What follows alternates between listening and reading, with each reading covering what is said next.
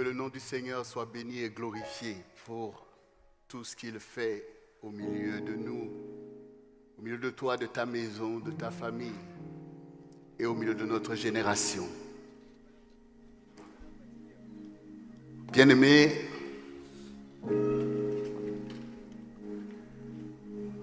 Dieu a un plan pour nous. Il a un plan pour toi. Et ce plan nécessite que tu puisses appliquer ton attention à le considérer, afin que ta vie puisse répondre à la bénédiction de ce plan qui doit s'accomplir. Il est important de le rappeler que nous sommes bénis. Et cette bénédiction est vraie. Mais elle procède d'une œuvre. Toute bénédiction jaillit de quelque part et on y travaille pour l'établir afin qu'elle puisse bénéficier au plus grand nombre. Nous sommes bénis parce que nous sommes l'Église, c'est-à-dire l'épouse du Seigneur Jésus. Cela veut dire qu'un homme s'est levé pour nous et a entrepris de faire de nous l'Église. Et il a un plan. Et nous sommes les bénéficiaires de ce plan, mais nous sommes aussi les matériaux qu'il utilise pour ce plan. Nous sommes la terre qu'il laboure pour ensemencer par ce plan. Vous savez, chacun de nous a un parcours dans la vie religieuse, dans la vie de l'Église. Et le monde est un monde de religion. Et il est important pour nous de savoir qu'est-ce qui est important aujourd'hui pour nous. Est-ce que le simple fait d'être dans l'Église règle tout et nous permet d'avoir réussi notre vie? Ce n'est pas le cas puisque la Bible nous enseigne, au travers de la vie d'Israël, qu'ils ont marché sous la bannière, ils ont marché sous le feu et la nuée, et que néanmoins beaucoup ont péri, loin de la connaissance de Dieu. Et je peux même dire que si Israël, qui a ainsi été choisi et qui ont reçu toutes les promesses de Dieu, n'ont pas connu Dieu, comment toi, parce qu'un dimanche de temps en temps tu viens à l'église, tu vas connaître Dieu? Eux qui ont été plongés à écouter la parole, parfois toute une journée à écouter, à porter ses lois, à les méditer tous les jours. Néanmoins, ils n'ont pas connu Dieu. Car si tu élèves Jésus et que Jésus a été rejeté par ce peuple, tu ne peux pas dire qu'ils ont connu Dieu. Sinon, si tu crois que Jésus est Dieu, et si tu penses que les enfants d'Israël, par leur histoire, par le choix de Dieu, par leur alliance avec Dieu, ils ont connu Dieu, donc tu restes dans l'esprit de contradiction que nous avons dénoncé la dernière fois. Donc, ils n'ont pas connu leur Dieu. Est-ce à dire que tu es plus pratiquant que eux? Non, ce n'est pas la vérité. Donc, il y a là une équation qui est difficile. Et cette équation se résume à ce qui s'est passé entre Élie et Élisée. Quand Élisée a demandé à Élie la double portion de l'esprit qui était sur lui, c'était ça sa demande. Qu'Élie fasse de telle sorte que l'esprit qui est sur lui vienne sur Élisée. Qu'est-ce que Élie a répondu? Ce que tu demandes est difficile. Autrement dit, impossible. Mais si tu vois quand je serai enlevé, alors cela t'arrivera. Autrement dit, si tu es attentif à ce que Dieu va faire, cela va t'arriver.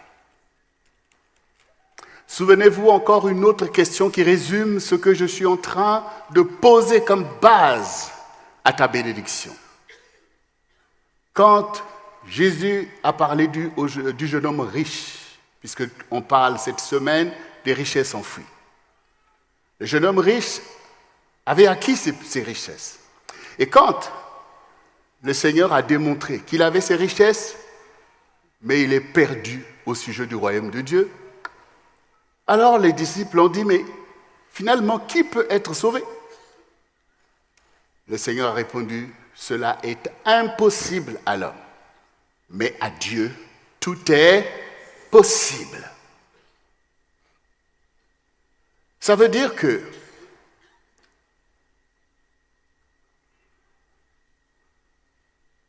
ce n'est pas par tes propres efforts, ce n'est pas par le potentiel que Dieu t'a donné pour connaître les choses empiriques, c'est-à-dire les sens, le toucher, toutes ces choses, ou même l'intellect qui peut te permettre de comprendre certaines théories et d'être ainsi quelqu'un d'intelligent dans ta génération. Ce n'est pas par ça que tu vas être sauvé ou que tu vas être béni. C'est parce que tu reçois quelque chose comme un héritage que Dieu te donne. Et parce que tu es attentif et que tu vois la valeur de ces choses spirituelles dont parlait Pasteur Jocelyne, que tu vas recevoir ce que tu ne peux pas recevoir par ton intelligence. C'est parce que tu te rends obéissant. C'est parce que tu mets en priorité les choses de l'esprit que cela va t'arriver. Et c'était ça la différence entre Élisée et les fils des prophètes. Ce n'est pas tout d'être dans un élément religieux, mais c'est d'être un disciple attentif à ce que fait son maître. Pierre, dont a parlé Pasteur Jocelyne, a vu le miracle qui a été fait par cette pêche miraculeuse. Et quand il a vu ce miracle, il ne s'est pas dit « Alléluia, j'ai plein de poissons ». Il a dit « Non, non, non, là il y a quelque chose auquel je dois être attentif ». Et le seul moyen pour moi de rentrer dans cette dimension de la vie, c'est de suivre cet homme. Il a laissé là les poissons. Il a dit, je ne veux pas que bénéficier de ce miracle, mais je veux le miracle. Je veux rentrer dans cette dimension qui m'était cachée jusque-là. Parce que Dieu est là devant moi. Puisque la révélation est maintenant possible. Puisque je suis délivré de mes limites.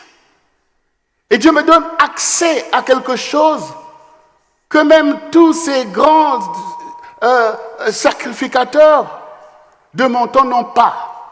Je vais être attentif. Je veux voir comment ces choses procèdent. Comment cet homme arrive à faire ces choses. Et il a suivi cette voie. Nous aussi, Dieu nous interpelle à des choses qui nous dépassent, à recevoir ce que nous ne pouvons pas recevoir, ce qu'un homme ne peut nous donner, tout simplement par le fait de sortir de la dictature des réalités qui nous tiennent esclaves du manger, du vêtir et du logement, pour nous rendre disponibles pour le royaume, afin que le miracle nous accompagne et que de cela nous ayons accès à la connaissance nécessaire au peuple de Dieu, car le peuple périt parce qu'il lui manque la connaissance. Ce n'est pas une connaissance empirique, mais c'est la connaissance de Dieu et du royaume de Dieu qui est là pour accomplir une œuvre sur la terre. Et là, je voulais quand même te dire que tu es béni, toi qui es là, et toi qui es ici, là, maintenant même, au culte de gospel, toi qui es au CRC. Parce que Dieu t'appelle à être attentif.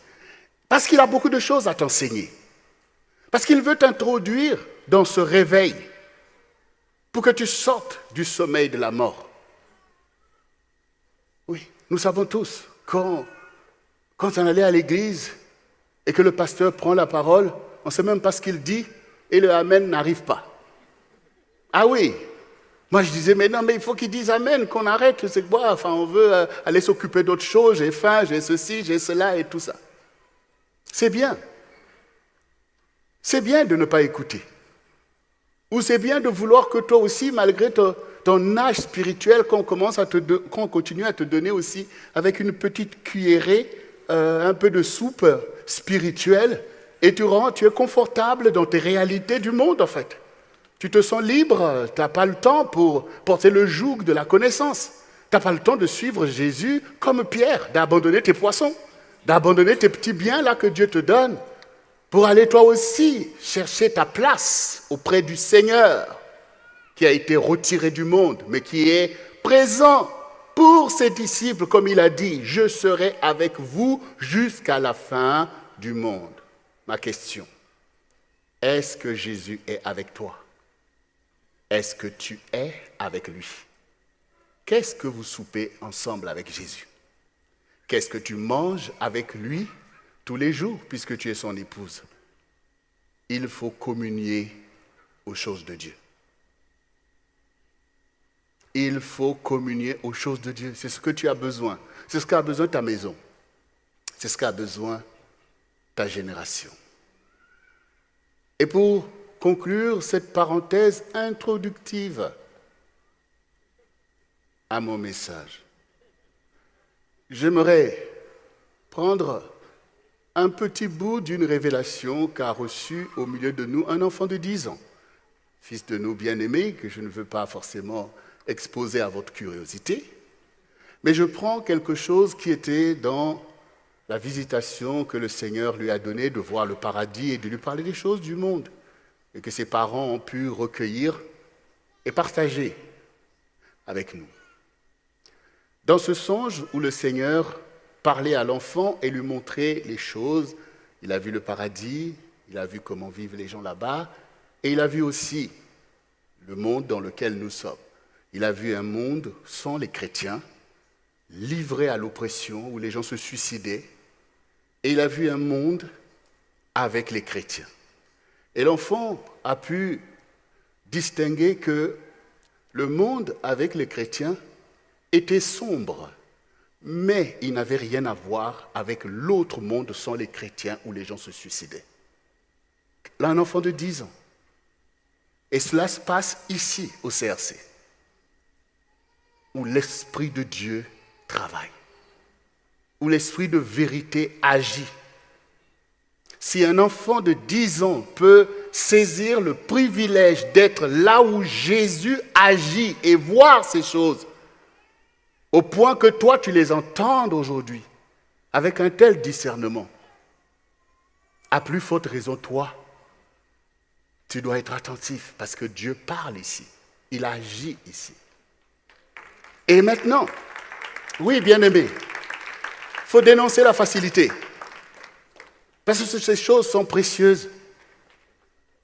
Et maintenant, dire que dans le monde où il y avait des chrétiens, donc Dieu a parlé à l'enfant de l'importance des chrétiens. C'était ça le point à ce niveau-là, parce qu'il y a beaucoup d'éléments. Mais le point que le Seigneur voulait montrer à l'enfant, c'est que les chrétiens sont importants pour le monde, et donc pour notre génération. Et donc ce monde qui avait des chrétiens, qui est sombre, mais avait des chrétiens, montre clairement ce que veut dire l'évangile. Vous êtes la lumière du monde. Donc effectivement, le monde est sombre parce qu'il a besoin d'être éclairé.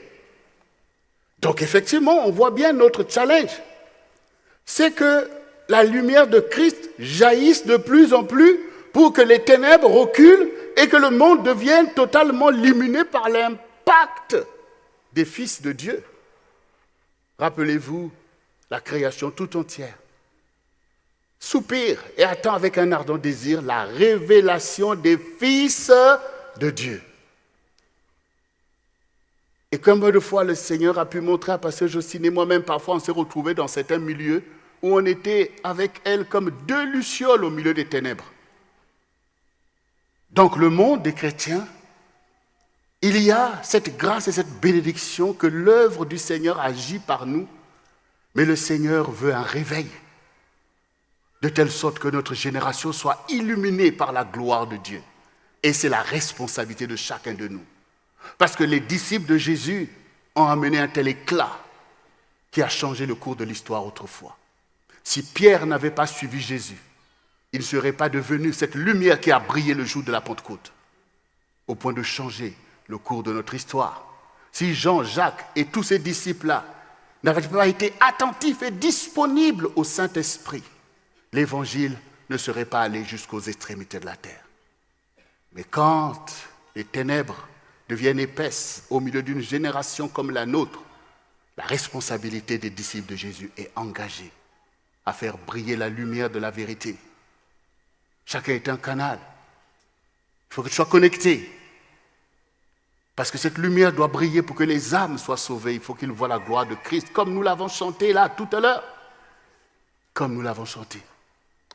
Alors, bien-aimé, sois encouragé parce que tu es au centre du réveil chrétien. Parce que Dieu dit dans sa parole, lève-toi, sois éclairé.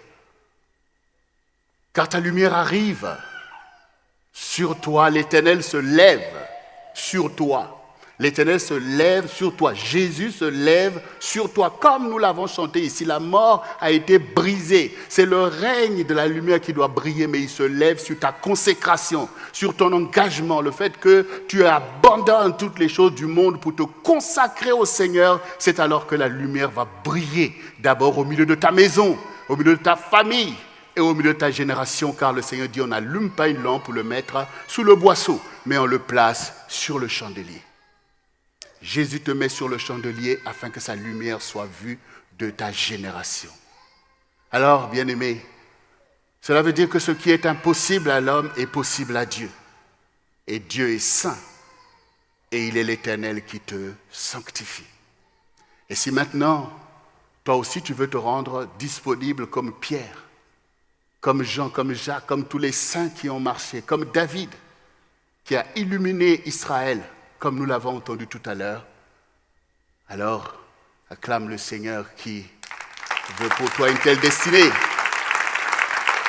Alléluia.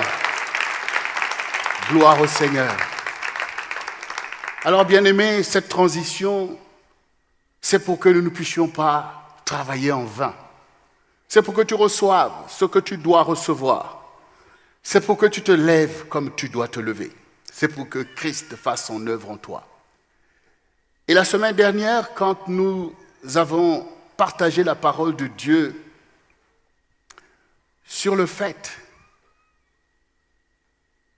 que Christ veut véritablement faire une œuvre en nous, qu'il est le Messie qui nous a visités, l'Esprit a été très excité en moi pour vous emmener dans la dimension de cette révélation personnelle de Jésus-Christ. Votre foi doit être focalisée. Elle doit embrasser le mystère de Dieu qui révèle tout, qui dévoile tout, qui accomplit tout.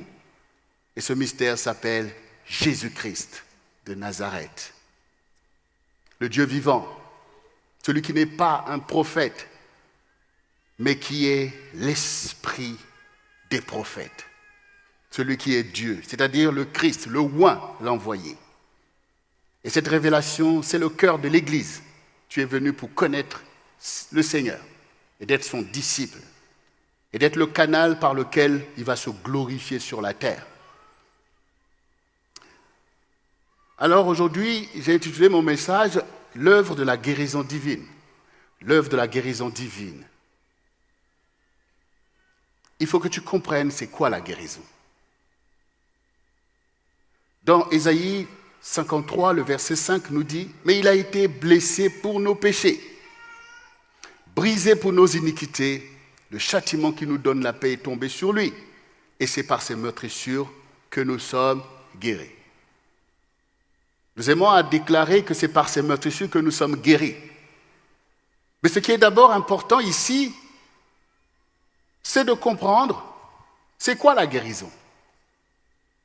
Parce que si nous ne comprenons pas c'est quoi la guérison, on ne peut pas y adhérer. Est-ce que vous savez pourquoi les médecins, malgré leur science, ont besoin d'abord de parler avec vous quand vous allez les voir? Même s'ils peuvent discerner rapidement votre maladie. Ils ont besoin d'échanger avec vous, poser un diagnostic. En fait, ils cherchent déjà à vous convaincre avant même de commencer le traitement. Pourquoi? Parce qu'ils savent que le médicament ne fait pas tout. Votre adhésion à sa démarche est capitale. Le fait pour vous de croire que ce qu'il va vous donner comme ordonnance ou comme traitement va fonctionner est capital pour lui. C'est l'aspect psychologique de l'approche médicale. Il a besoin de vous expliquer. C'est nécessaire de toute façon. Parce que quand vous êtes malade, la première des choses qui est importante pour le médecin, c'est pourquoi vous avez eu cette maladie. Parce que si vous ne discernez pas la cause de cette maladie, il va vous donner un traitement qui va vous guérir, mais puisque vous allez provoquer à nouveau la contamination, donc vous allez revenir. Donc c'est important de vous expliquer que ça vient de telle chose pour que vous puissiez vous en prémunir la prochaine fois. Parce que la guérison ne doit pas être un cycle vicieux. Contaminé, guéri, non. Donc, ici, en fait, le Seigneur veut que tu comprennes pourquoi tu as besoin de guérison. Pourquoi chacun de nous a besoin de guérison. Parce que quand tu te sens bien et quand tu dis que tu es malade, tu vas dire, mais non, je me sens bien. Je me sens bien. Et puis tout d'un coup, tu commences à te sentir mal. La plupart, que ce soit des virus ou des microbes qui peuvent vous affecter, existaient déjà pendant que vous vous sentiez bien. Mais quand ils arrivent à atteindre un certain niveau de nuisance, cela affecte maintenant votre métabolisme, c'est-à-dire votre santé. Mais quand on regarde le microscope, quand on vous examine, plein de microbes, plein de telles choses, mais ces choses sont souvent inoffensives, mais ils sont déjà là en fait. Donc ici, pour que nous puissions comprendre cette parole, que notre guérison, c'est que Christ a été blessé pour nos péchés. Donc ça veut dire que le virus dont je parle ici, je ne veux pas parler des Covid ou de toutes sortes de choses qui nous ont gravement affectés il y a quelques années et causé beaucoup de morts.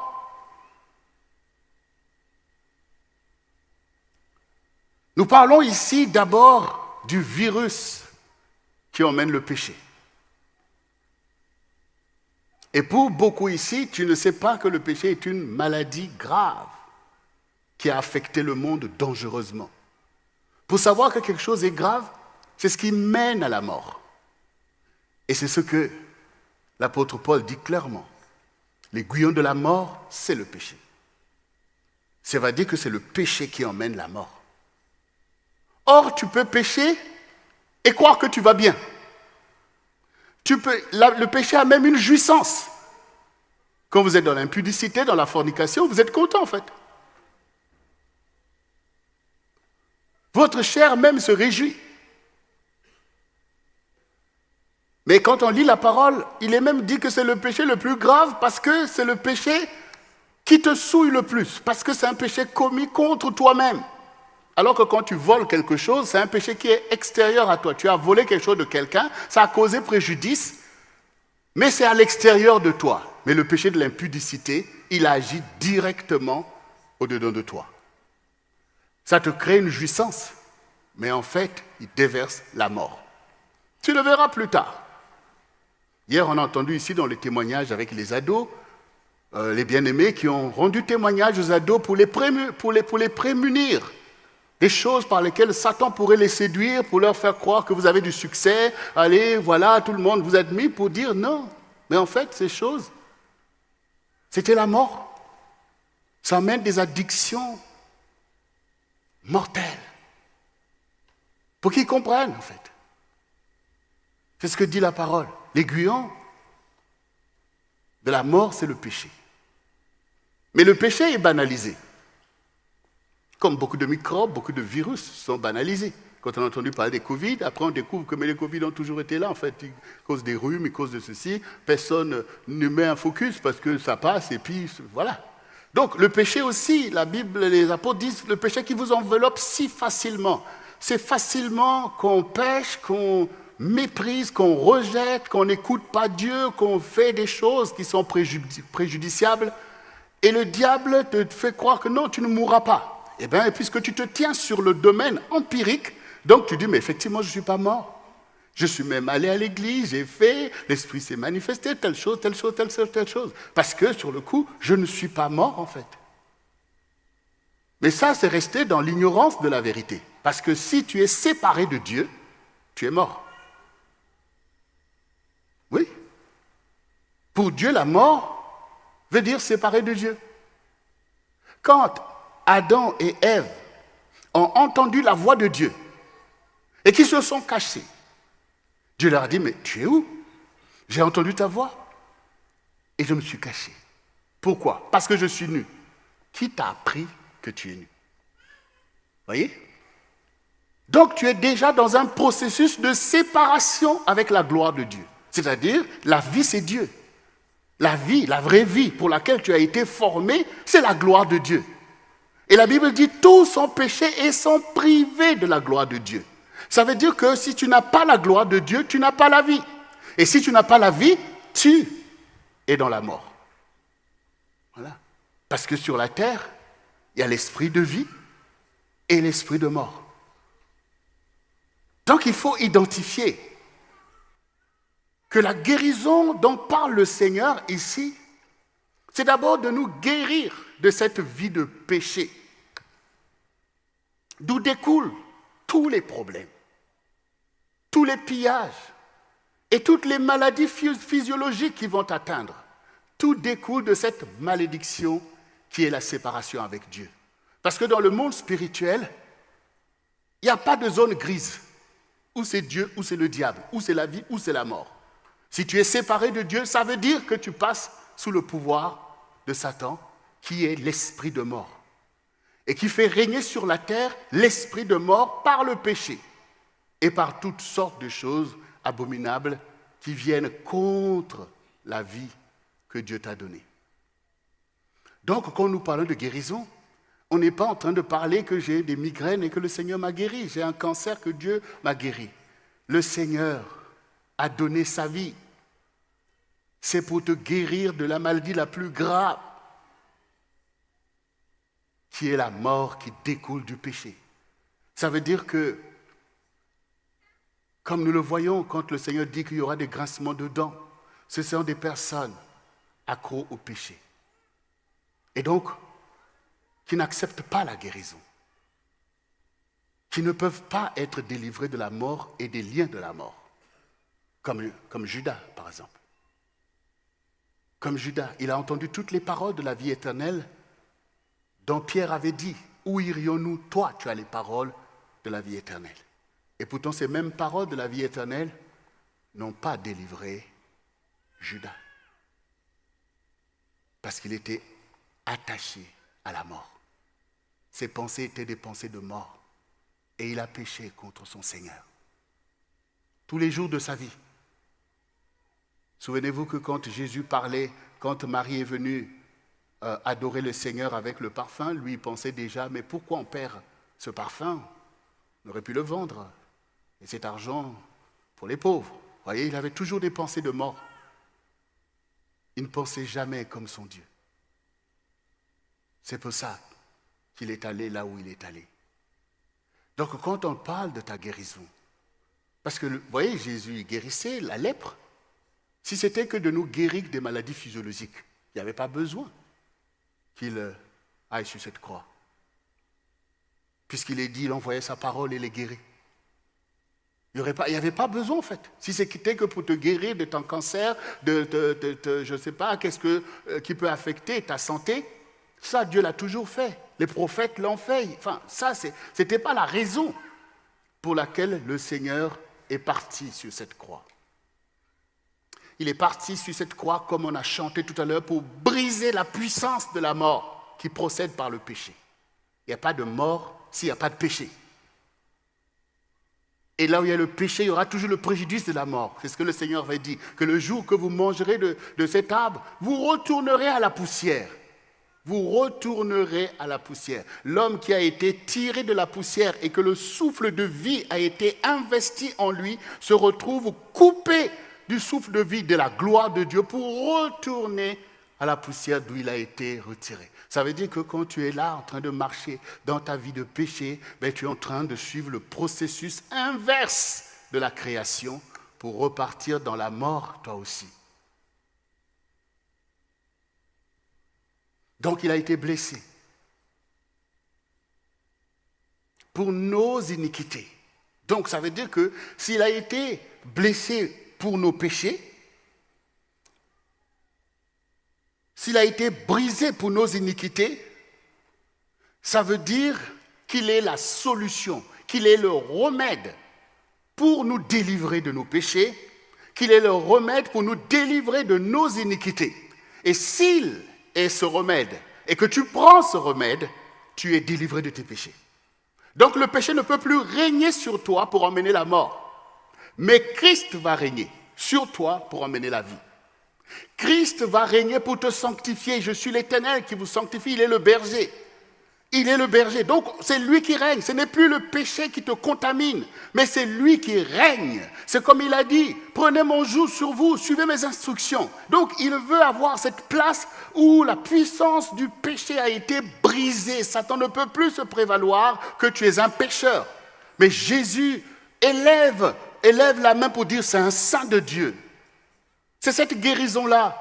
Cette guérison qui te rend saint devant Dieu, ça veut dire que maintenant, en ce qui concerne le péché, tu es crucifié. Tu n'obéis plus à cette dynamique du diable par laquelle il règne dans ce monde. La Bible dit qu'il est le Dieu de ce monde. Il est le Dieu parce qu'il arrive à omnibuler. Il arrive à manipuler des générations. Donc en cela, il est le Dieu puisqu'il arrive à faire ces choses.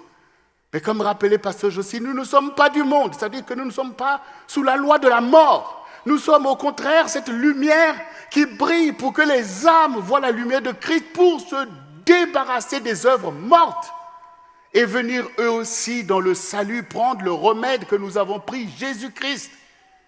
Prendre ce Jésus et se soumettre à lui pour recevoir la vie, bien-aimé. C'est cette guérison-là.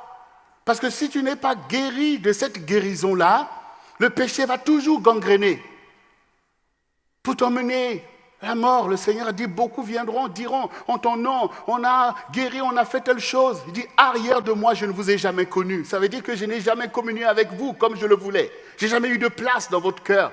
Le Saint-Esprit n'a jamais été là dans le temple dans ta vie, parce que ta vie était colonisée par le diable et par le péché.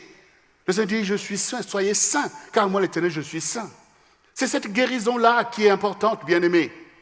C'est cette guérison-là qui est importante.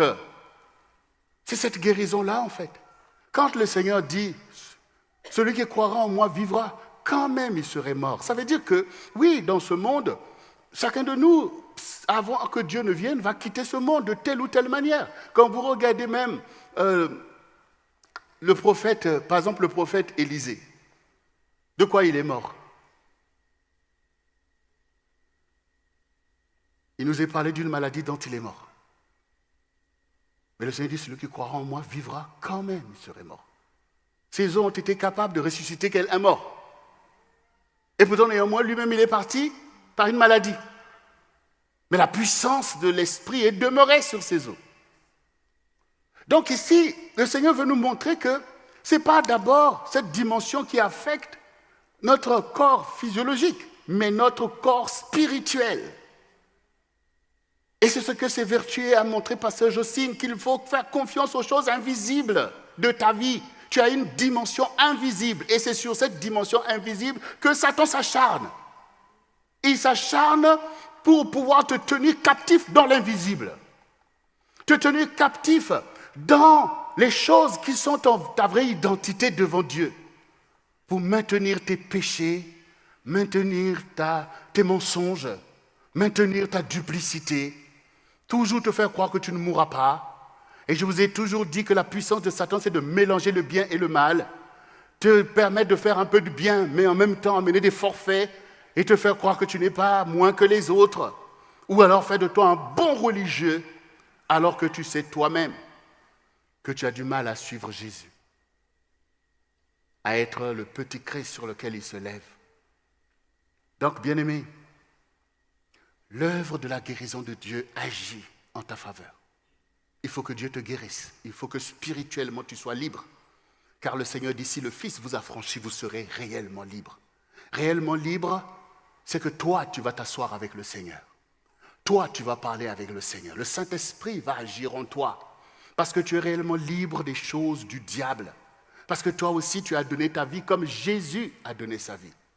Et maintenant, quand nous aurons compris que Jésus est d'abord venu pour le salut de notre âme, parce que c'est l'âme qui s'est perdue. C'est l'âme qui s'est perdue. Et Jésus est venu et la mort de Christ, c'est pour sauver ton âme.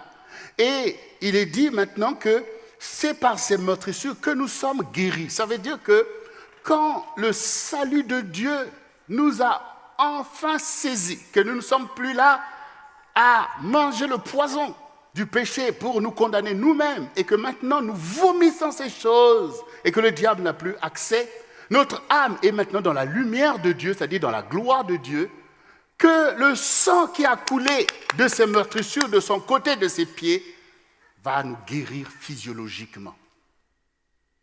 Du salut doit découler la guérison. Mais tout ce que Jésus avait guéri, ont-ils été sauvés par le simple fait d'avoir été guéris physiologiquement?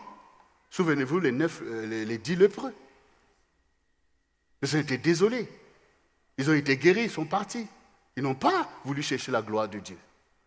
Donc nous aussi, on ne va pas se séduire sur... on est concerné dans ce monde, dans cette dimension, en méprisant ce que Dieu nous dit sur la valeur de notre âme, pour laquelle il a donné sa propre vie. Nous voulons faire alliance avec Dieu sur les choses terrestres et mépriser les choses spirituelles. Comment donc allons-nous aller saisir des richesses enfouies si nous sommes superficiels? Comment tu vas aller déterrer ces richesses, les saints héritages dont a parlé le Seigneur, si tu restes superficiel à faire de ta vie le centre de tout, en fait? Ce que je sens, ce que je veux, c'est ça, c'est pour ça que Dieu, en fait, fait tout ce qu'il fait. Non. Non. Dieu fait tout ce qu'il fait par rapport à ce qu'il connaît lui-même, par rapport à sa volonté sur la terre. Et c'est à toi de le comprendre. C'est à toi d'être attentif. Tu dois être guéri. Tu dois être guéri. Quand on lit la Bible, on le voit. Quand Jérémie parle, son peuple est malade. Il voit vraiment sa gangrène. Il voit le danger. Et pourtant, en apparence, les gens font des fêtes, des nouvelles lunes, des sabbats et toutes ces choses. Il dit, mon peuple est malade. Eh bien, nous aussi, on peut voir que le peuple de Dieu est malade.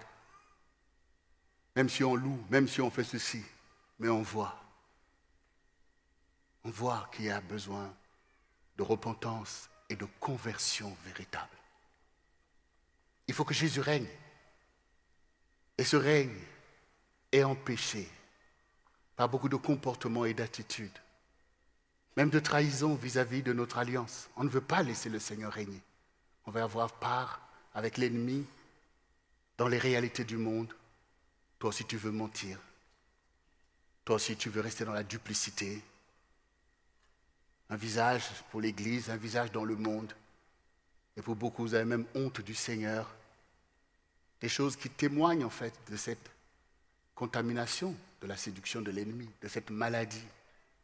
Et le Seigneur est désolé. Donc il faut l'édification. Donc il faut qu'on t'enseigne. Et il faut que tu écoutes.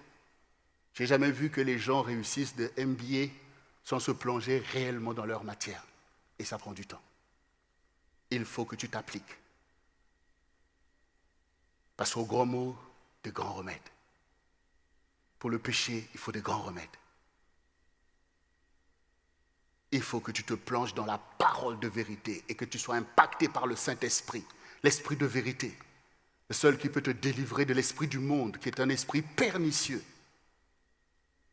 qui te fait croire que c'est pour ton intérêt, c'est pour ton bien, que telle chose, oui, ça te soulage un peu, telle chose. On a entendu tout à l'heure, hier, les témoignages avec les enfants, toutes les addictions que le diable vient te proposer pour pouvoir vouloir te donner des échappatoires, par rapport à ta détresse. Mais le Seigneur veut un vrai traitement où les médecins qu'il met en place doivent prendre le courage de t'emmener dans la salle, comment on appelle ça, la salle, le bloc opératoire. Il faut le bloc opératoire.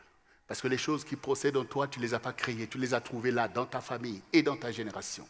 Et il y a beaucoup d'idéologies, de péchés que le diable envoie en faisant croire que c'est ça le progrès. C'est ça en fait. Donc, bien-aimés,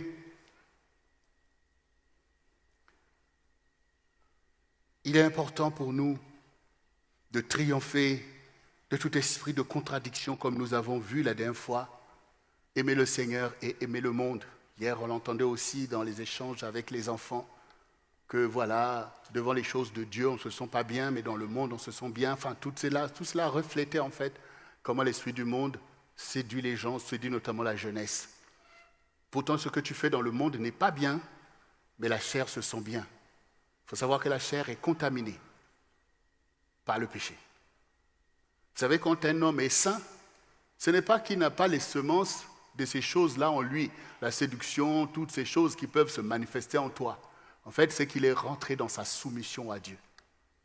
Il est rentré dans sa soumission, c'est pour ça que le Seigneur ne vous dit pas, bon, écoutez, ne pensez pas des choses, tout ça, il dit, soumets-toi. Soumets-toi, même si une pensée te traverse, mais quand tu es soumis, tu es saint en fait. Parce que tu t'attaches au saint. Ce que Dieu veut, c'est que tu puisses le suivre. Et comme disait Pasteur Jocelyne, même si Pierre ne comprenait pas tout, il a dit, bon, ok, je vais aller jeter le filet. C'est ça la soumission. Et Dieu voudrait vous conduire dans cette soumission parfaite pour vous faire gagner du temps, racheter le temps en fait. Mais tellement que l'intellect règne encore, tu annules toi-même cette connexion avec le Seigneur. Donc nous ne sommes plus dans cet esprit de contradiction, de mélanger le bien et le mal, mais nous avons compris la dangerosité de l'esprit du monde qui produit les œuvres mortes en nous, les œuvres qui nous mettent en difficulté dans notre alliance avec le Seigneur. Nous ne voulons pas rater tous les enseignements que le Seigneur a donnés pour éclairer les vierges sages, les vierges folles. Nous voulons au contraire, maintenant même par l'élan de l'amour de Dieu que nous avons, comme une femme qui est aimée, se tourne vers l'élu de son cœur et avance ensemble. Nous aussi, nous voulons tout simplement marcher avec Jésus comme Pierre avant nous, comme Jean, comme Jacques. C'est ça l'élan. C'est l'amour qui peut tout. C'est l'amour qui est de Dieu. Donc nous ne voulons plus écouter les réalités du monde qui agissent en nous. Nous ne voulons plus obéir à la mort, mais à la vie. Et nous cherchons ardemment la vie. Et pour la chercher, il faut la trouver. Et nous avons trouvé. Mais il faut réellement trouver. Il faut maintenant boire, manger la vie. Il faut suivre ce chemin comme on suit un bon traitement qui nous guérit. C'est là notre dévolu. Et à partir de ce moment, quand nous avons pris notre décision que nous voulons la vie et que la vie c'est Jésus, tout ce qui est de Jésus, on va le manger. Tout ce que veut Jésus, on va s'y soumettre. Parce que nous avons compris qu'on ne veut pas mourir. Et non seulement qu'on ne veut pas mourir, mais on ne veut pas que les gens meurent autour de nous. Et la seule solution que les gens ne meurent pas autour de nous, c'est que ce n'est plus moi qui vis, mais c'est Christ qui vit en moi. Et c'est que je deviens moi-même la lumière du monde parce que Christ illumine ma vie pour les autres. Donc on se donne nous-mêmes un exemple de résistance au péché et de dévotion et d'abnégation à notre Dieu. C'est comme ça que le monde est éclairé.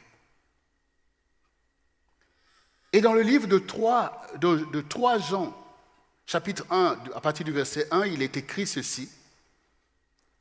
L'ancien Agaius, bien-aimé, que j'aime dans la vérité. Bien-aimé, je souhaite que tu prospères à tous égards et sois en bonne santé, comme prospère l'état de ton âme. J'ai été fort réjoui lorsque des frères sont arrivés et ont rendu témoignage de la vérité qui est en toi, de la manière dont tu as marché dans la vérité. Je n'ai pas de plus grande joie que d'apprendre de mes enfants, que mes enfants marchent dans la vérité. Bien-aimé, tu as agi fidèlement dans ce que tu fais pour les frères, et même pour des frères étrangers, lesquels ont rendu témoignage de ta charité en présence de l'Église. tu feras bien de pourvoir à leur voyage d'une manière digne de Dieu, car c'est pour le nom de Jésus-Christ qu'ils sont partis, sans rien recevoir des païens. Nous devons donc accueillir de tels hommes afin d'être ouvriers avec eux pour la vérité. Donc nous voyons ici le lien entre le salut et la guérison, entre le salut et la prospérité. Parce que c'est de la maladie dont nous avons parlé que découlent tous les maux, toutes les malédictions. Et c'est donc du salut qui est en Jésus que découle toute la bénédiction que Israël a expérimenté, qu'on appelle la bénédiction d'Abraham. Tous ces héritages dont nous parlons, ça vient depuis là, les saints héritages. Donc c'est par le processus inverse que le processus de la mort qu'avaient suivi nos ancêtres en ne connaissant pas Dieu. Et nous connaissons Dieu en Jésus-Christ. Nous prenons le processus inverse pour revenir dans les saints héritages qui existent, même si nous ne les voyons pas. Mais ils existent. Cela a été démontré tout à l'heure. Donc c'est Christ qui nous emmène dans ces bénédictions. Ce qui nous est impossible est possible avec lui. Parce que nous sommes non seulement les amis de l'époux, mais nous sommes carrément l'épouse.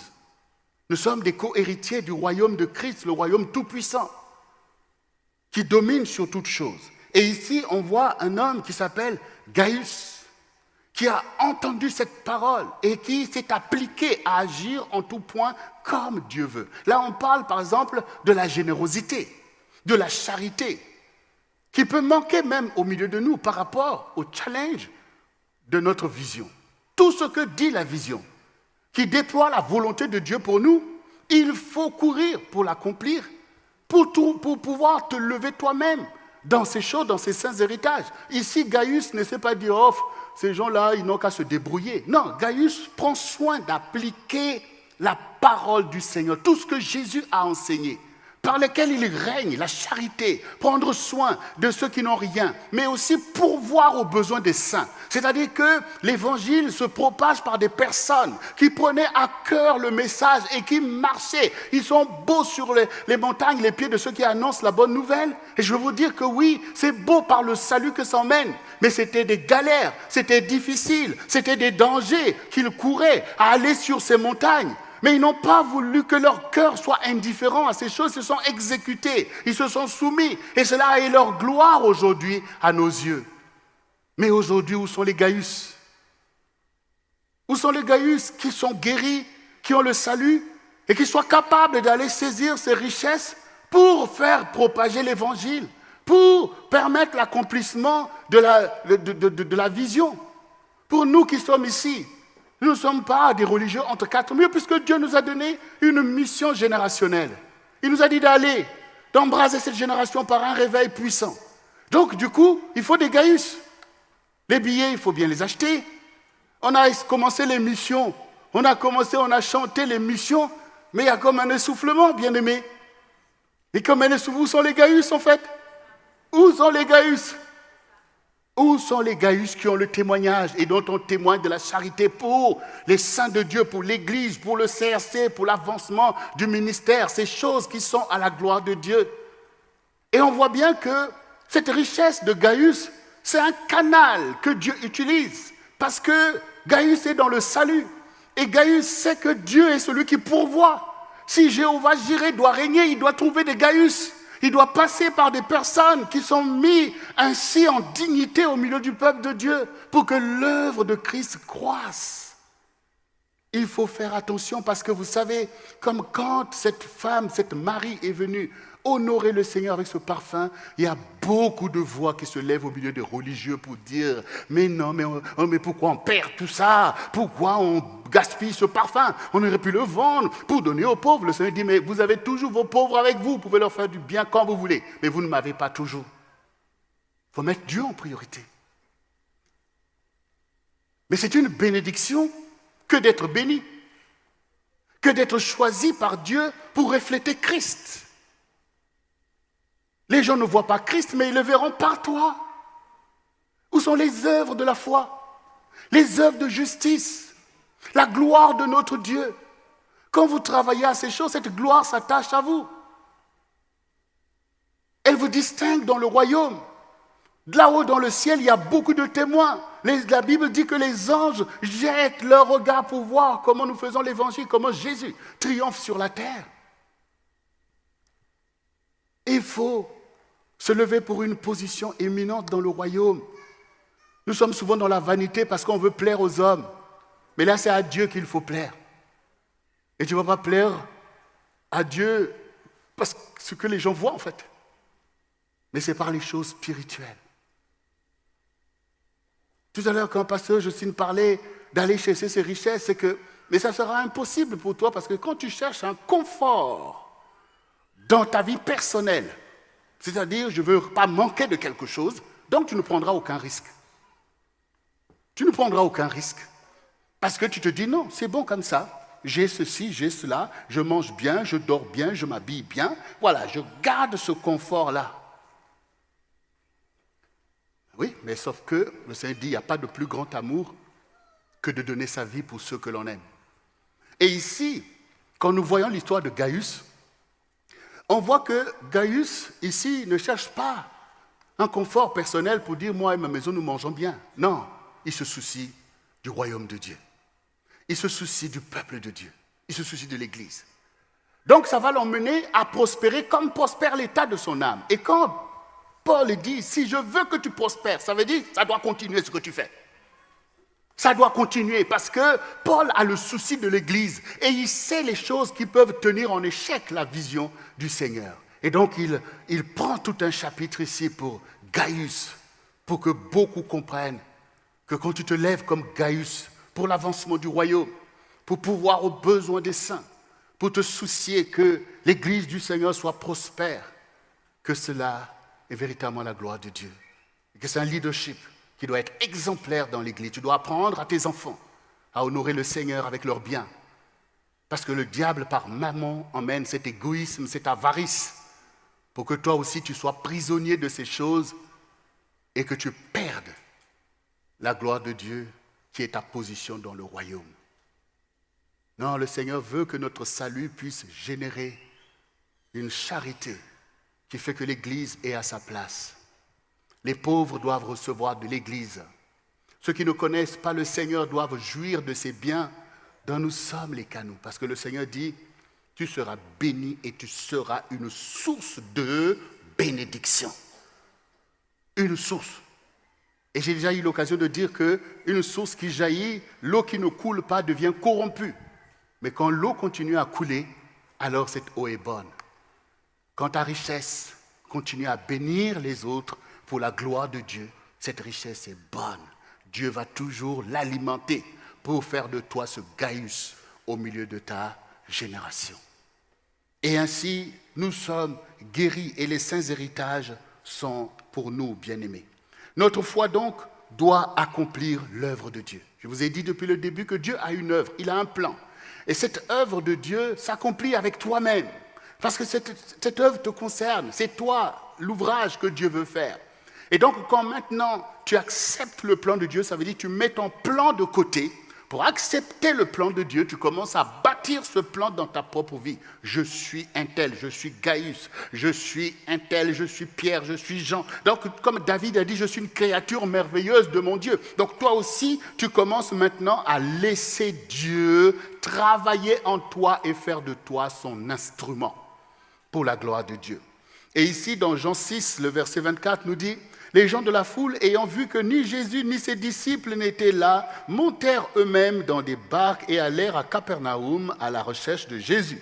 Et l'ayant trouvé au-delà de la mer, ils lui dirent, Rabbi, quand es-tu venu ici? Jésus leur répondit, en vérité, je vous le dis, vous me cherchez, non parce que vous avez vu des miracles, mais parce que vous avez mangé des pains et que vous avez été rassasiés. Travaillez non pour la nourriture qui périt, mais pour celle qui subsiste pour la vie éternelle et que le Fils de l'homme vous donnera. Car c'est lui que le Père, que Dieu a marqué de son sceau. Ils lui dirent, que devons-nous faire pour faire les œuvres de Dieu? Jésus leur répondit, l'œuvre de Dieu, c'est que vous croyez en celui qui l'a envoyé. Et quel miracle feras-tu, lui dirent-ils, afin que nous croyions et que nous croyons en toi, afin que nous voyions et que nous croyions en toi. Que fais-tu? Nos pères ont mangé la manne dans le désert, selon ce qui est écrit, il leur donna le pain du ciel à manger. Jésus leur dit, en vérité, je vous le dis, Moïse ne vous a pas donné le pain du ciel, mais mon Père vous donne le vrai pain du ciel, car le pain de Dieu, c'est celui qui descend du ciel et qui donne la vie au monde. Nous revenons dans tout ce qu'on a dit, c'est-à-dire le côté préoccupé des besoins de la chair qui nous colonisent et veulent accaparer nos vies loin du royaume. Donc on voit bien ces personnes qui cherchent Jésus pour qu'il mange, et au lieu que de chercher les richesses spirituelles qui changent leur vie et qui vont leur apporter même ce qu'ils cherchent. Et donc ici, le Seigneur dénonce cette attitude. Et comme nous l'avons dit depuis le début, c'est l'œuvre de Dieu qui doit intéresser. Et ici, ils ont demandé, mais qu'allons-nous faire pour faire les œuvres de Dieu? Il dit, oui, vous voulez faire les œuvres de Dieu. Mais avant, il faut comprendre c'est quoi l'œuvre de Dieu. Parce que les œuvres découlent de l'œuvre. Donc, c'est quoi l'œuvre de Dieu? Quand on a lu tout ce qu'on a lu dans la Bible, quand on a vu tout ce que Dieu peut faire, on a vu tout ce que les prophètes ont dit. Mais c'est quoi l'œuvre? C'est-à-dire, d'où découle? Quelle est la pensée originelle de Dieu? Il dit que l'œuvre de Dieu, c'est que vous croyez en celui qui l'a envoyé, Jésus-Christ. Et là, on arrive au cœur de la révélation de l'Église. Puisque le peuple de Dieu a rejeté le Seigneur. Et toi, tu l'as reçu. La pierre angulaire, rejetée par ceux qui bâtissaient, est devenue la principale de l'angle. Donc, toi, tu as été placé à l'angle. Donc, la vie éternelle, c'est que tu puisses croire en Jésus. Pas d'abord, la parole de Dieu, telle chose, les promesses. Non, d'abord, que vous croyez en celui qui l'a envoyé. Celui qui l'a envoyé, c'est Jésus en fait. Dieu a parlé au travers des prophètes. Ils sont les envoyés par le fait que Dieu parle au travers d'eux. Mais celui qui est descendu du ciel, celui qui est la manne, celui qui donne la vie, c'est Jésus. Donc cette foi pour laquelle Jésus avait posé la question à ses propres disciples, qui dit-on que je suis? Les gens disent que tu es l'un des prophètes. Et vous, tu es le Christ. C'est-à-dire tu es l'envoyé, tu es le oint, tu es Dieu. C'est ça l'œuvre de Dieu. C'est ça l'œuvre de Dieu. C'est ça l'œuvre que les enfants d'Israël ont raté. Mais que toi, par la grâce, ce qui était impossible, toi, par la grâce, par l'amour, par le fait d'aimer le Seigneur, que toi, tu as saisi cette œuvre de Dieu. Ça veut dire qu'en Christ, Dieu va œuvrer en toi jusqu'à produire des œuvres qui rendront même les enfants d'Israël jaloux. Parce que Dieu arrive à faire avec toi le gentil, toi le païen. Dieu arrive à faire avec toi ces œuvres-là pour lesquelles ils ont soupiré pour voir ces choses. Parce que tu as cru en celui qu'il a envoyé, promis depuis la Genèse, la descendance de la femme, qui écrase la tête du serpent, le séducteur du monde et le séducteur même des religieux. Mais toi, tu crois en lui. Ça veut dire que c'est fondamental. Parce que le Seigneur a reproché aux enfants d'Israël en disant, vous sondez les Écritures, vous pensez avoir la vie en elles, et vous ne venez pas à moi pour avoir la vie. Ça veut dire qu'il n'y a que Christ qui donne la vie au monde. Il n'y a que lui en fait. Et le fait ici de croire dans le Seigneur, c'est comme quand une femme aime un homme pour se marier. C'est exactement la même connaissance. Voilà. Ça veut dire que vous ne pouvez pas me connaître comme connaît mon épouse.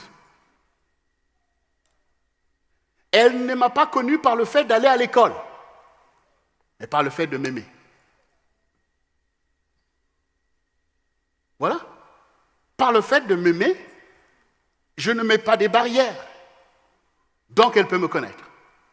Ça veut dire que si tu aimes le Seigneur, de tout ton cœur, de toute ton âme, de toute ta pensée, le voile va tomber. et tu vas voir le Seigneur. Et tu vas le connaître, comme ne l'ont pas connu les enfants d'Israël, et comme ne le connaissent pas beaucoup de religieux, et même beaucoup de chrétiens. Tu vas le connaître parce qu'il se livre à toi, parce qu'il te parle dans l'intimité, parce qu'il te parle de cœur à cœur, comme il a parlé à Pierre, à Jean, à Jacques, et comme par le Saint-Esprit, Dieu te parle. Comme nous a pris l'exemple que Dieu parle déjà à un enfant de 10 ans pour lui faire connaître des choses profondes, la préoccupation du Seigneur. C'est d'avoir accès à ce qui est impossible. Le mystère caché de tous les temps, maintenant révélé aux saints. Aux saints, qui sont les saints? C'est ceux qui portent un focus sur la volonté de Dieu. C'est ceux qui se soumettent, ceux qui s'humilient. C'est le fait de s'humilier qui te délivre de ton orgueil intellectuel dans lequel le diable est impliqué, l'arbre de la connaissance du bien et du mal. Autant tu veux connaître le bien, autant tu veux connaître aussi le mal. On a entendu dans les témoignages des enfants comment ça commence cette vie de péché. C'est par la curiosité. Cette curiosité peut t'emmener à connaître des choses, les maths et tout ce que tu veux, mais c'est la même qui va te livrer à des choses mauvaises, à l'impureté, à l'impudicité. Tu veux aller connaître tout ça, tu veux regarder des trucs pornographiques, tu veux t'attacher. Et c'est comme ça, c'est cette malice, c'est cette chose du monde auquel le Seigneur veut te délivrer. Parce que Dieu va te donner la crainte de Dieu qui te permet de savoir que je ne suis qu'une brebis, j'ai besoin du berger. Et le berger, c'est Jésus. Donc, ce qui m'intéresse, c'est de connaître Jésus.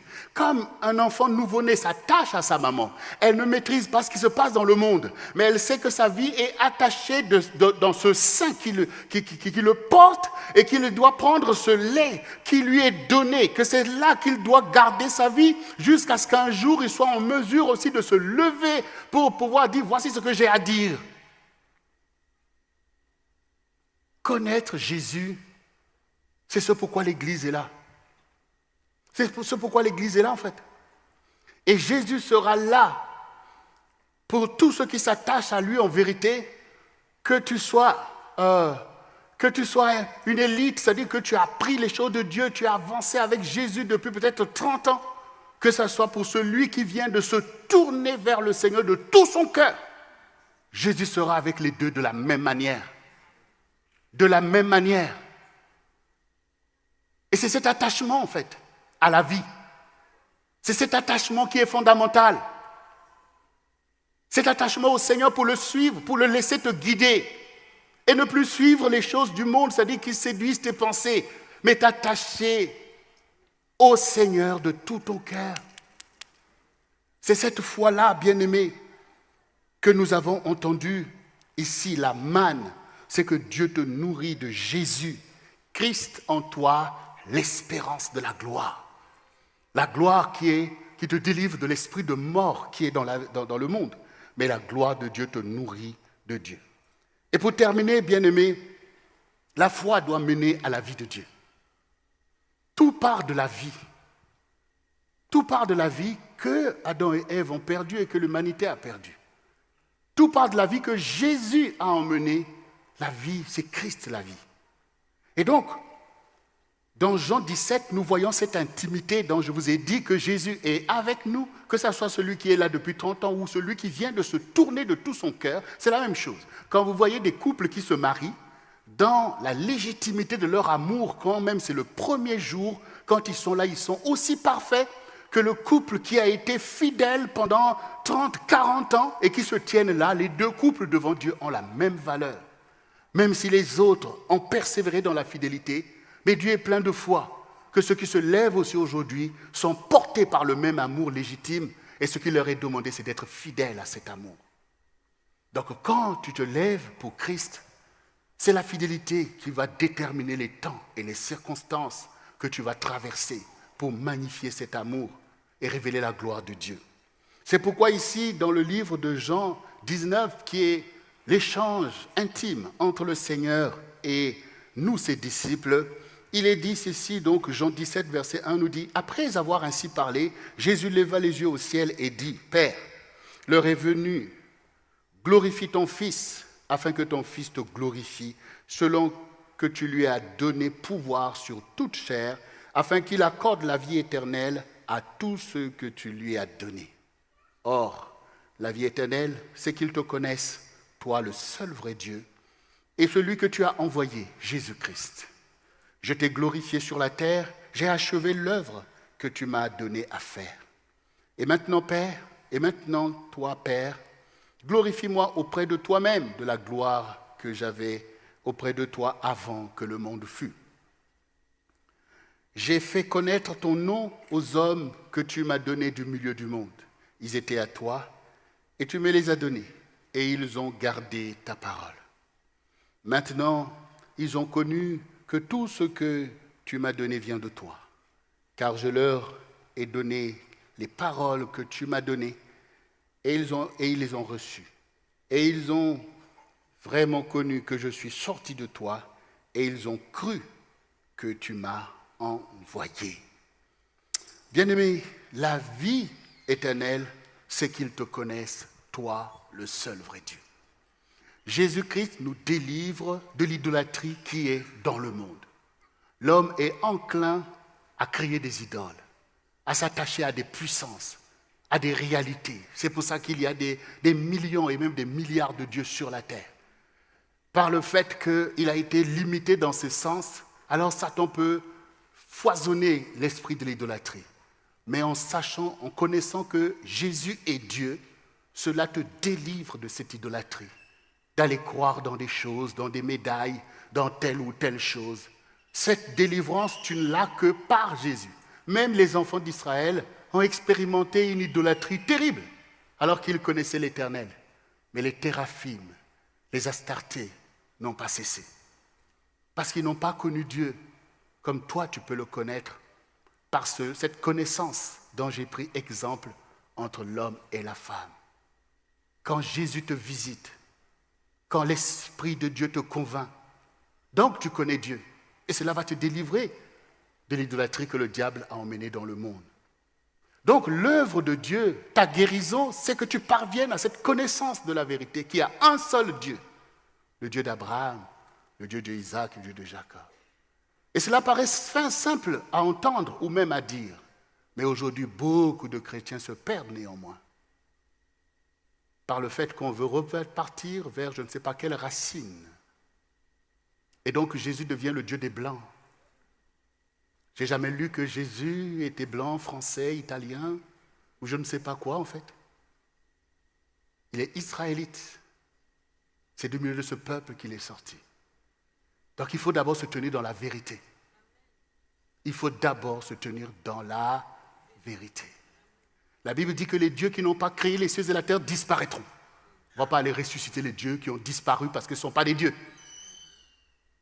Mais on va s'attacher aux dieux qui révèlent à l'humanité la voie qu'il doit suivre, la voie de la justice et de la vérité.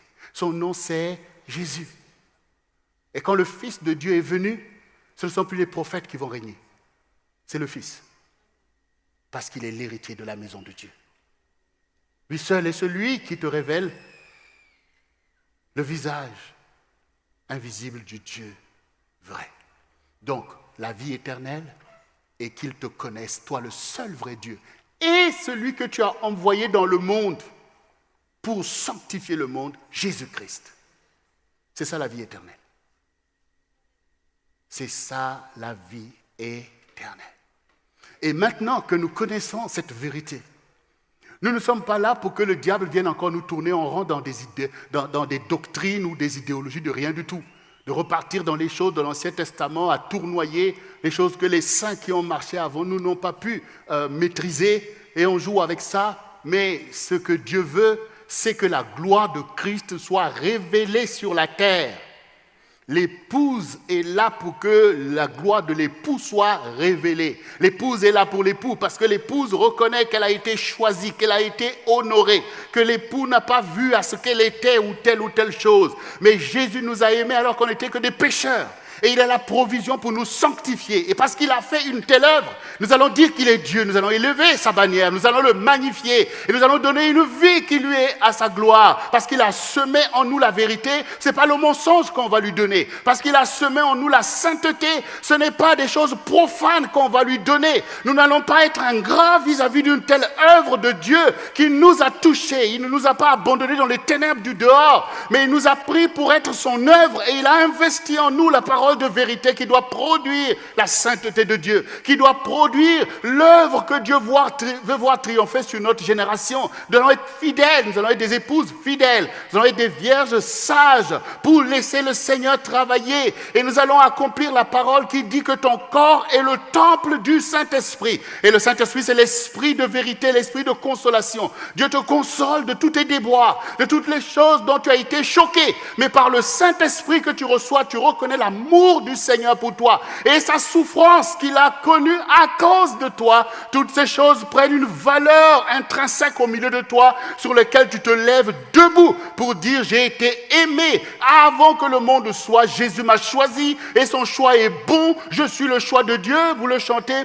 vous-même. Et je veux que Christ soit élevé, qu'il soit glorifié, que le Père puisse le glorifier dans ma génération parce que beaucoup ont besoin de connaître que Dieu a envoyé son Fils unique pour sauver le monde et que Jésus est Fils de Dieu qui nous conduit au Père et que nul ne vient au Père que par lui. Et nous, ayant été choisis, nous en sommes fiers parce que nous sommes guéris de toutes nos maladies et nous sommes guéris pour écraser Satan et nous sommes là pour que notre génération voie le chemin qui mène à la vie et non pas de religiosité et des croyances qui ne sont que perdition. Nous étions tous errants, mais il nous a tous rassemblés par sa mort, par sa résurrection, il nous conduit à Dieu. Alors, bien-aimés, l'œuvre de la guérison de Dieu pour ta vie, afin que ta vie reflète la gloire de Dieu, afin que tu puisses écraser le péché, afin que tu puisses libérer tes vocations, c'est l'œuvre de Christ en toi. Attache-toi à cette œuvre, travaille avec Christ. Laisse Christ en toi, que le Saint-Esprit te remplisse. Et pour terminer, je vous parlais encore de cette révélation de notre enfant de 10 ans. Et j'ai dit à ses parents de bien recueillir sa visitation, son songe, parce qu'on aura l'occasion de partager ces choses. Oui, bien-aimé. Dans ce songe, l'enfant se voyait dans un bus emmenant les âmes au paradis.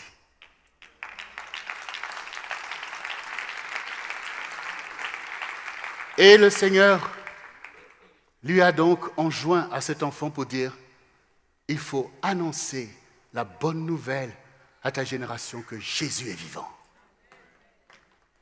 Et il est vivant. Et parce qu'il est vivant, il vit en nous. Et nous voulons nous attacher non pas à des morts, mais nous voulons nous attacher à celui qui est vivant, afin que nous soyons nous-mêmes dans la vie, c'est-à-dire dans la gloire de Dieu. Si quelqu'un veut être dans la gloire de Dieu, qu'il se tienne debout. Ici et partout où tu m'écoutes, nous sommes debout pour la vie et non pas pour la mort. Nous sommes debout pour les œuvres de Dieu et non pas pour les œuvres du monde. Nous sommes debout pour la vérité et non pas pour le mensonge. Nous sommes debout pour la sainteté et non pas pour l'impureté. Nous sommes l'Église. Nous sommes ses disciples et Jésus est debout au milieu de nous et il va faire une œuvre pour cette génération. Il va sauver beaucoup d'âmes. Il va ramener le cœur de son peuple à lui par ton témoignage. Jésus te remplit. Et selon ce que tu as entendu ce message, ouvre maintenant même ton cœur et reçois ton saint héritage. Ça sera peu que Dieu te fasse prospérer et que tu puisses avoir dans tes greniers beaucoup de provisions. Car toutes ces choses t'appartiennent. La Bible dit que la terre appartient au Seigneur et tout ce qu'elle renferme lui appartient. Alors Jésus dispose des choses pour toi. C'est toi qui as besoin de ça sur la terre. Comme il a dit, ne vous inquiétez pas de quoi vous allez manger, de quoi vous serez vêtus, où est-ce que vous allez dormir. Votre Père qui est dans les cieux le sait. Il en donne aux oiseaux à plus forte raison à vous. Donc le Seigneur va bénir de grandes bénédictions pour que tu puisses pratiquer la charité et faire avancer son œuvre. Mais il va guérir ton âme. Ton esprit sera devant Dieu dans la joie. Et le Seigneur va communier avec toi, des grandes révélations vont descendre. Parce que tu es le centre du réveil chrétien. Et les œuvres de Dieu vont jaillir de tes mains. Il y aura la guérison qui va couler. Il y aura des révélations. Dieu va chasser des démons dans lieux arides.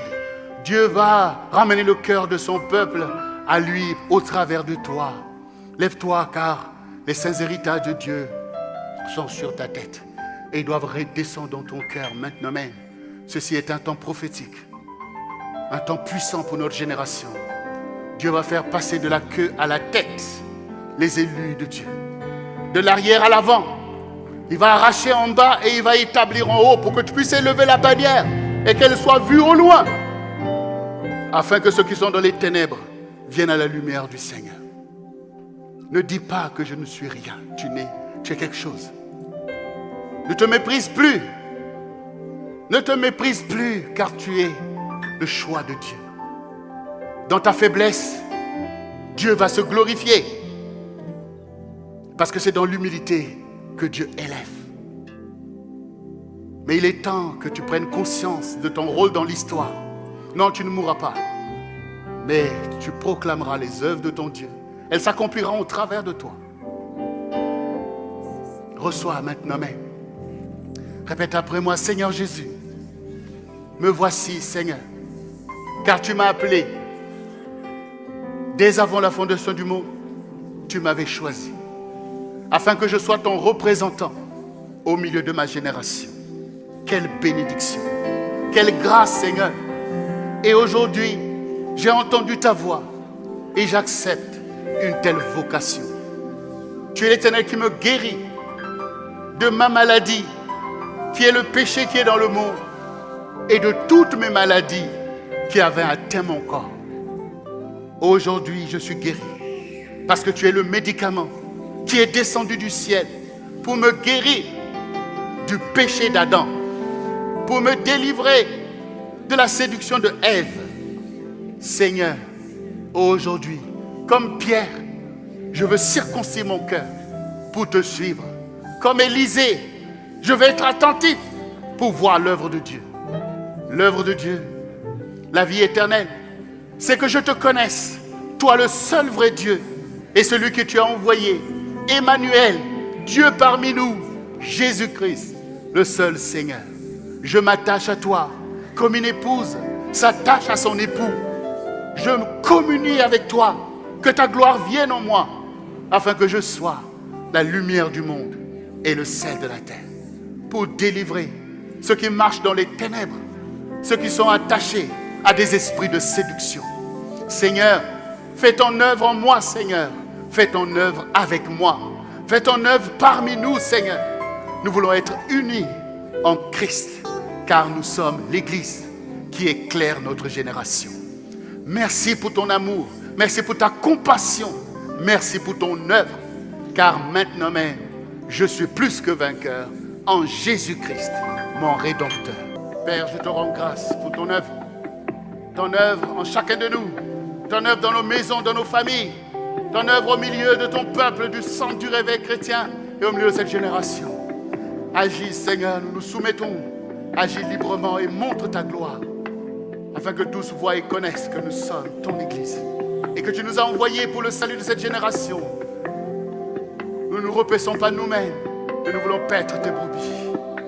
À toi la gloire, reçois la louange, reçois l'adoration, et que tes ennemis soient renversés, que les faux dieux de cette génération soient renversés et brisés, et que leur nom disparaisse de la mémoire des hommes, mais que ta bannière flotte sur les nations, sur les peuples et les familles de la terre, de toutes les races, de toutes les langues. Oui, Seigneur Jésus-Christ, tu es Dieu, notre Seigneur, notre Sauveur et notre Rédempteur. Que l'Église du Seigneur dise avec moi, Amen. Et on acclame le Seigneur. Alléluia, gloire à Jésus.